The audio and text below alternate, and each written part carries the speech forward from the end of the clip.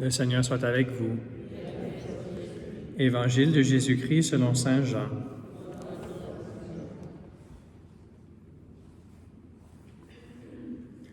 En ce temps-là, la foule dit à Jésus, « Quel signe vas-tu accomplir pour que nous puissions le voir et te croire?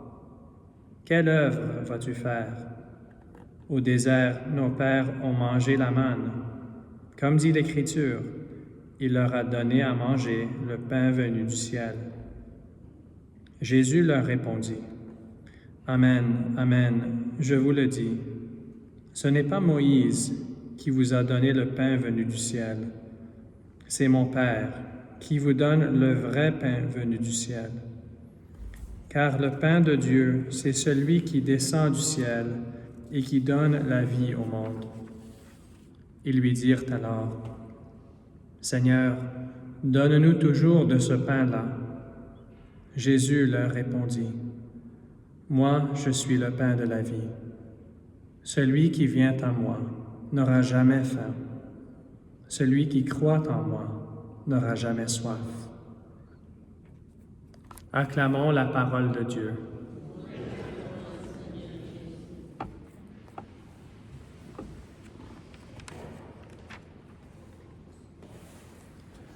Mes frères et sœurs, l'évangile d'aujourd'hui vient de Jean chapitre 6 et c'est très important de savoir le contexte pour comprendre la question de la foule. Quel signe vas-tu accomplir pour que nous puissions le voir et te croire? Pourquoi est-ce qu'il demande un signe?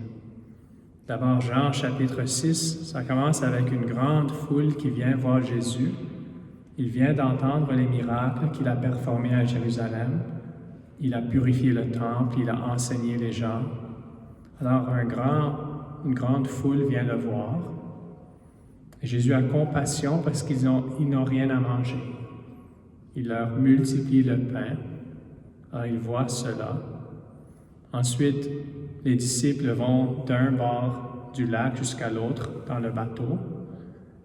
Et la foule a vu que Jésus n'était pas avec eux dans la barque, mais le prochain matin qu'il était avec eux. Ils savaient qu'il n'y avait pas le temps de marcher tout autour du lac.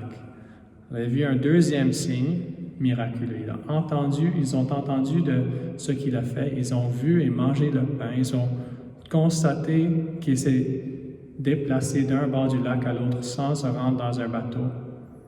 Alors ils viennent le voir. « Comment est-ce que tu t'es rendu ici? » Ensuite il dit, « Vous me cherchez parce que vous avez mangé du pain, pas parce que vous avez vu des signes. » Il leur dit, « Vous devez désirer les signes, l'amour, la grâce de Dieu plus que les choses matérielles, le pain. » Alors il dit, « C'est quoi l'œuvre de Dieu qu'on doit faire? » Il dit, « Croyez en moi. » Ça, c'est pourquoi ils disent, « Alors donne-nous un signe pour qu'on puisse croire en toi. » C'est presque incroyable qu'après tous ces signes-là, ils demandent, « OK, si tu veux qu'on croie en toi, donne-nous un signe. » Ils viennent juste de voir tous ces signes-là.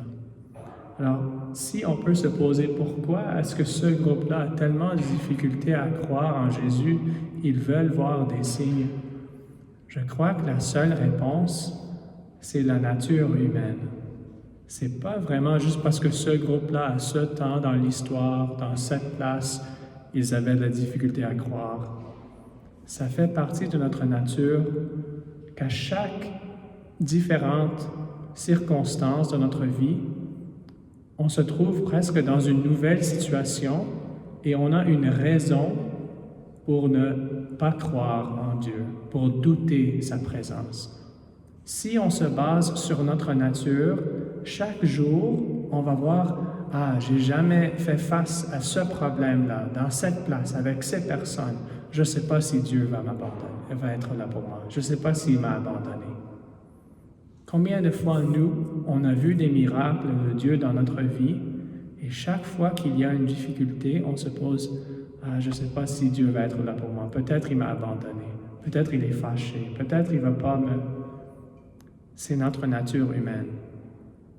Si on se base sur notre nature, nos émotions, comment on se sent, la crainte, la peur, c'est comme j'ai dit, on va toujours trouver une raison pour douter Dieu.